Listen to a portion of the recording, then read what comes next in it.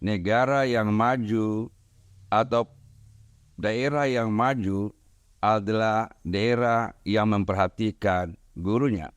Belum ada kesejahteraan guru non-PNS ini di NTB. Ketika guru itu memberikan satu sanksi di sekolah, itu maknanya sanksi pendidikan. Tidak bisa dipenjarakan. Saya mengurus guru di NTB ini baru 31 tahun. Baru 31 tahun. Pak Ali juga perjuangkan nasib guru-guru honor ini. Itu bukan diperjuangkan, itu diprioritaskan. Kita pukul mejanya. Pukul meja. Siap.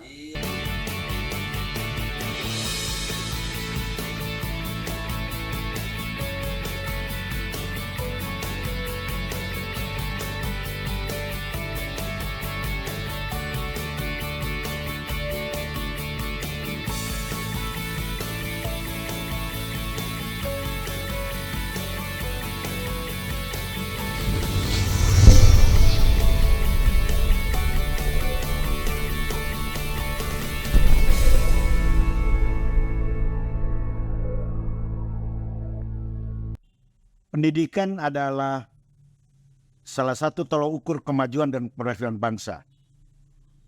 Pendidikan tergantung juga pada peran dan kualitas guru. Profesi guru adalah menentukan kualitas generasi muda dalam kancah lokal maupun kancah global. Meskipun guru adalah ujung tombak dalam dunia pendidikan, tetapi guru menghadapi begitu banyak persoalan yang harus mereka selesaikan.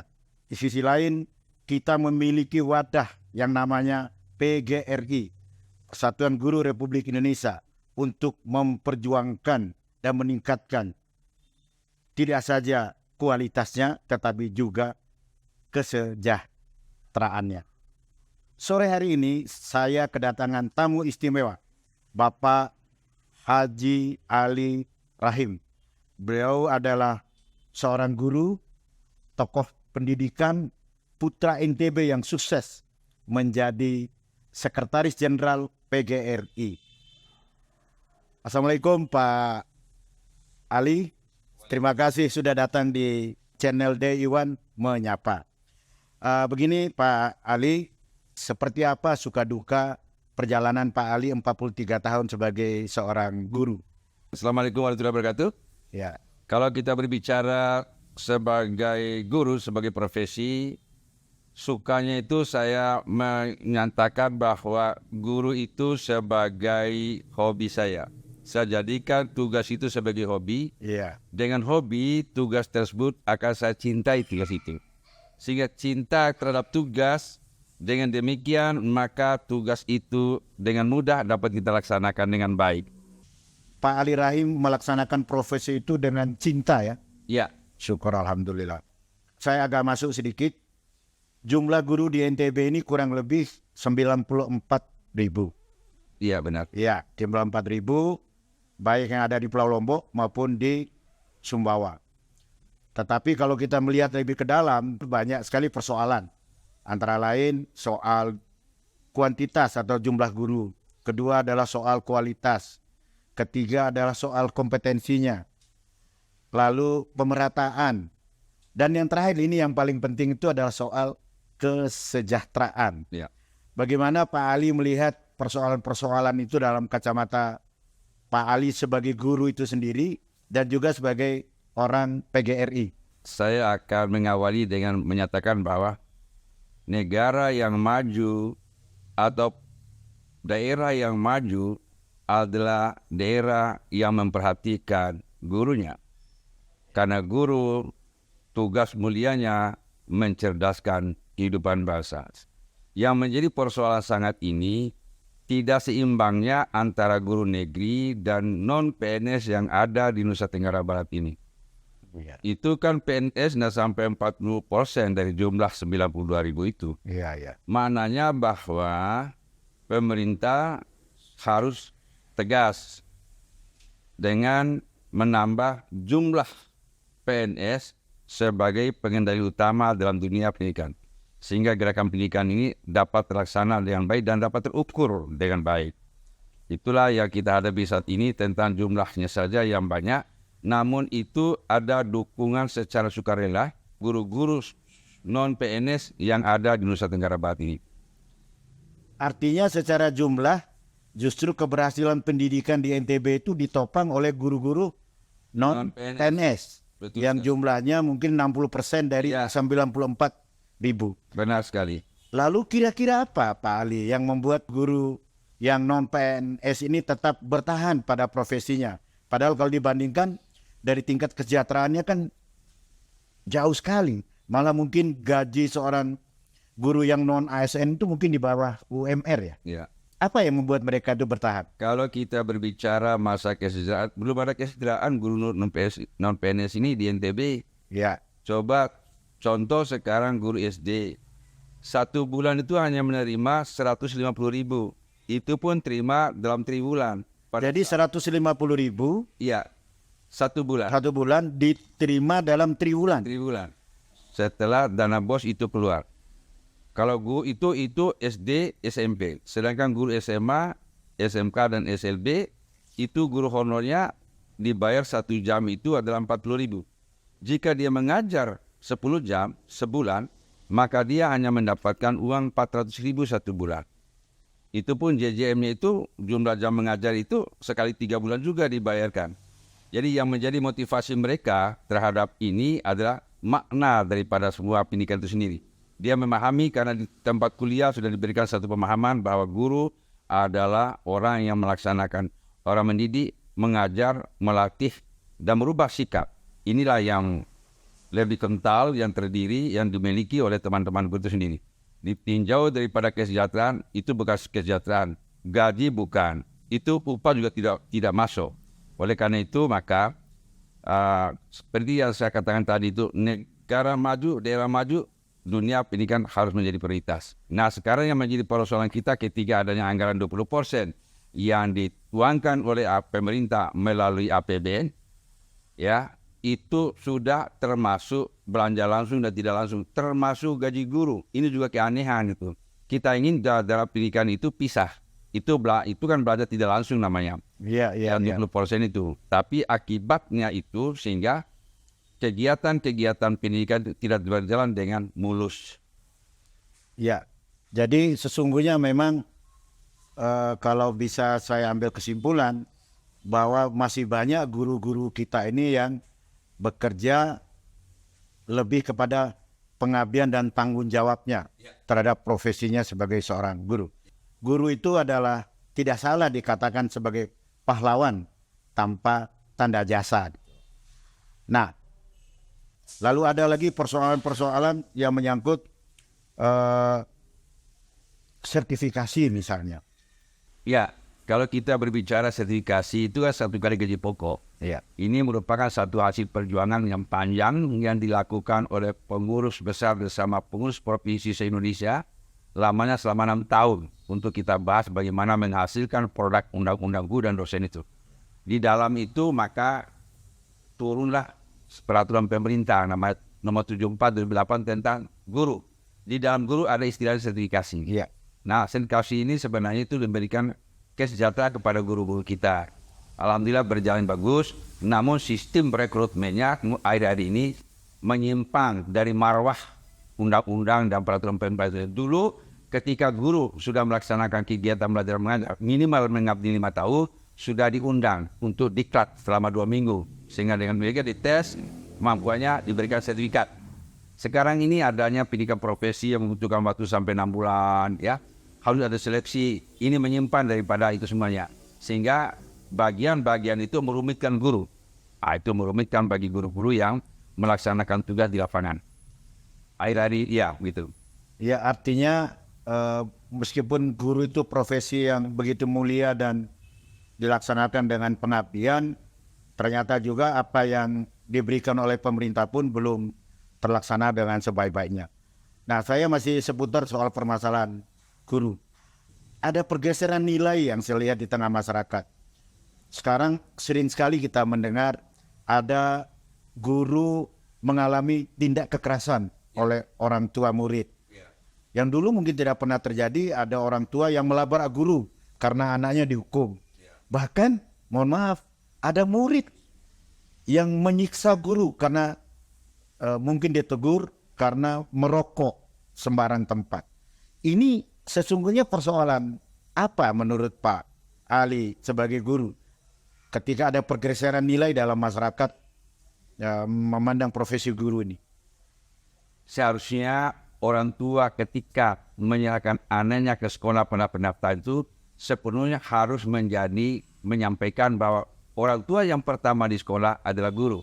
Iya. Yang kedua, ini akibatnya kurang pengawasan, kurangnya pemahaman imtak kepada siswa itu sendiri, kepada anak-anak sendiri. Terus terang saja guru kan hanya menerima siswa itu kan 6 jam dari rotasi 24 jam itu. Maknanya bahwa 18 jam itu adalah tanggung jawab orang tua dan masyarakat. Nah, kenapa itu terjadi? Ya karena juga ini pengaruh daripada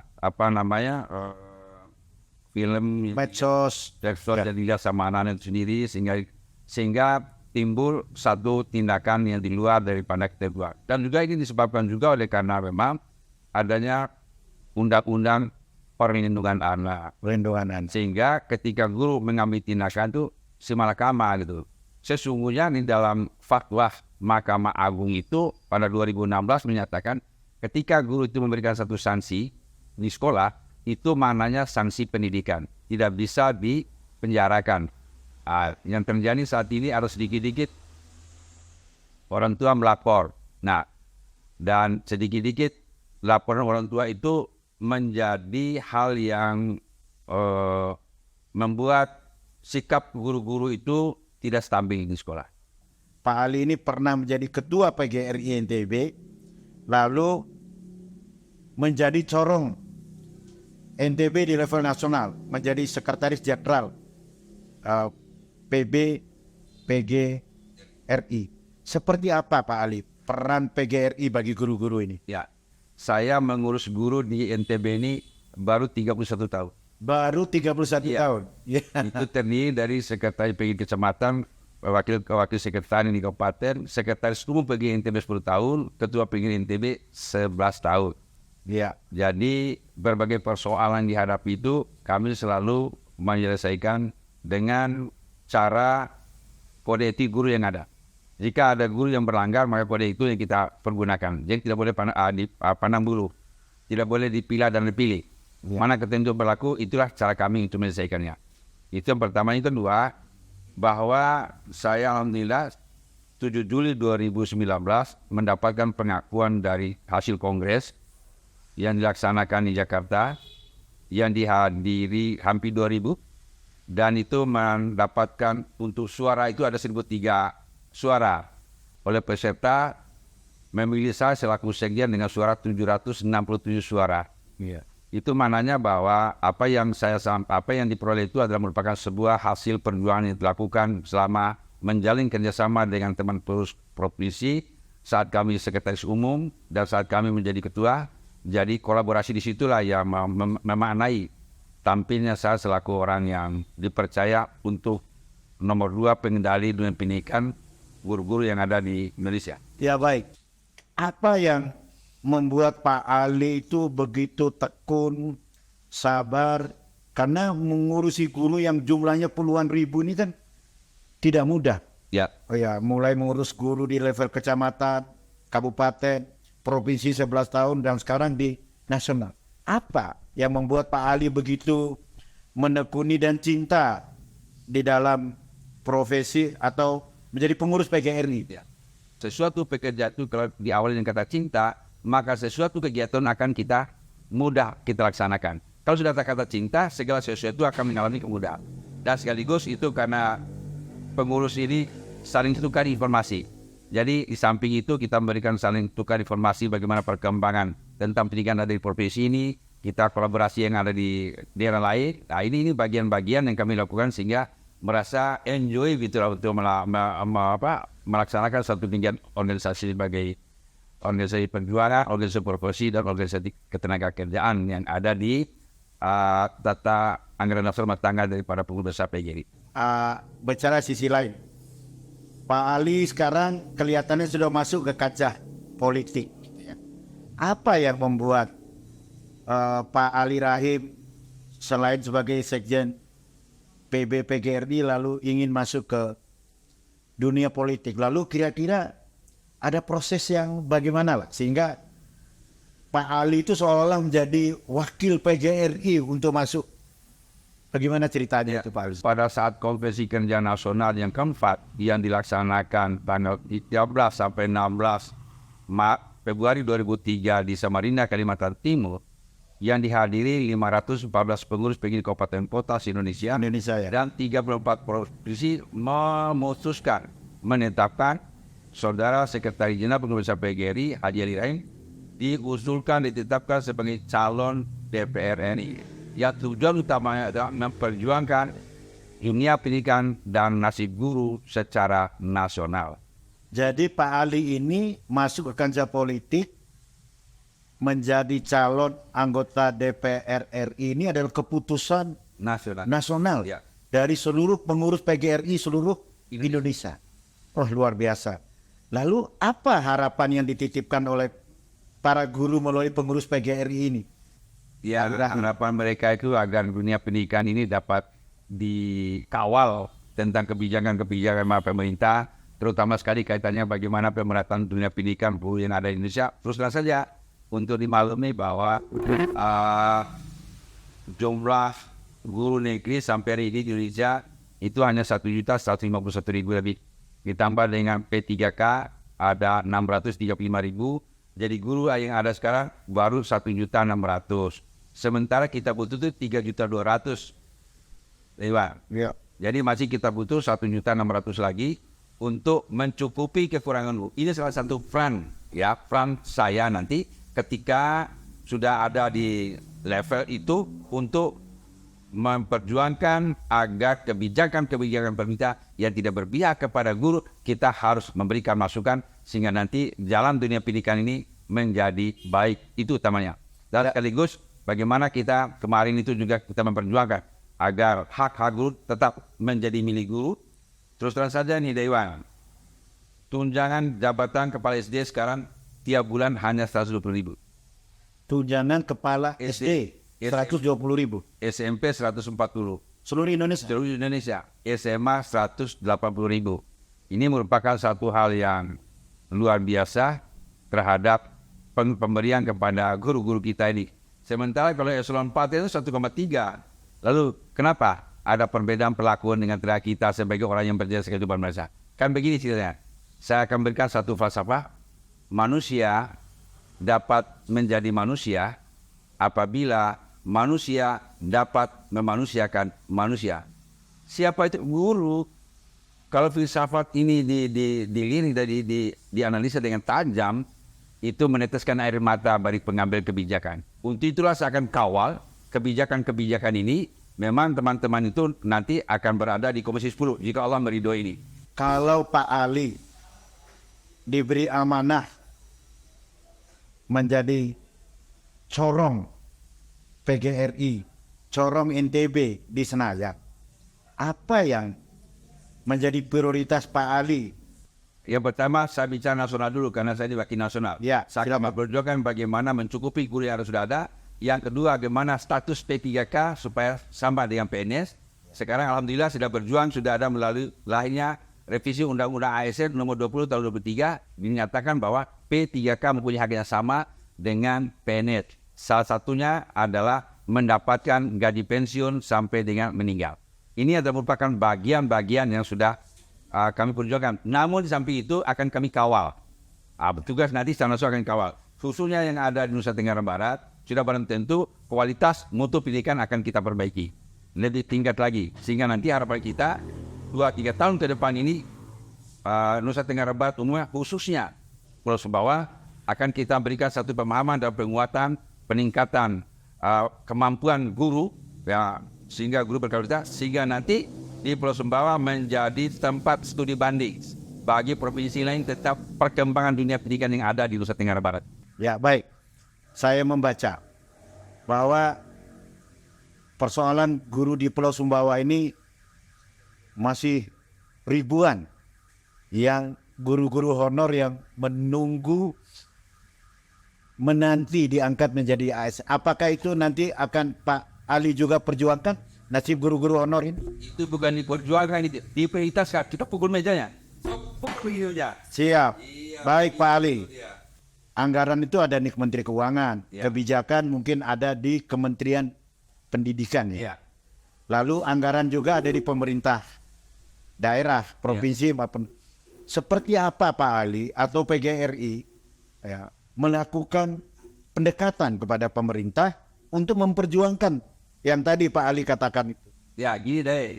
Untuk P3K Ya. dalam Undang-Undang APBN dituangkan PMK, Peraturan Menteri Keuangan. Ya. Contoh soal, sekarang guru SMA, SMK, SLD, CNTB 2002-2003 ini diangkat 3.521 orang. Dengan anggaran tersedia 165 miliar.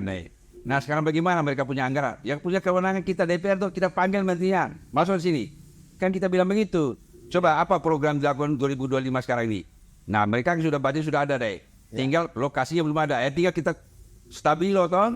Ini perintah undang-undang ini. Itulah yang menjadi bagian yang tidak bisa dilepaskan dari tugas kita gitu deh. Walau bagaimanapun juga kita sebagai orang yang dipercaya sebagai wakil rakyat harus memperjuangkan aspirasi yang masuk dari seluruh rakyat yang ada di Pulau Sumbawa untuk mensukseskan program-program keinginan masyarakat sudah pada tentu dari 3 lembaga yang sudah ada. Kan tinggal begitu deh. Ya, luar biasa. Kita sudah mendengarkan apa yang menjadi harapan dan apa yang akan diperjuangkan oleh Pak Ali Rahim, sosok guru pengurus PB PGRI. Dapat saya ambil satu kesimpulan bahwa sosok Pak Ali ini adalah sosok yang paripurna. Setiap tarikan napasnya itu penuh dengan perjuangannya untuk guru. Guru adalah harga mati dan perjuangan yang tiada henti bagi Pak Ali Rahim. Betul sekali. Ya, terima kasih Pak Ali. Sampai berjumpa lagi di Iwan menyapa pada topik-topik berikutnya. Assalamualaikum warahmatullahi wabarakatuh. Waalaikumsalam warahmatullahi wabarakatuh.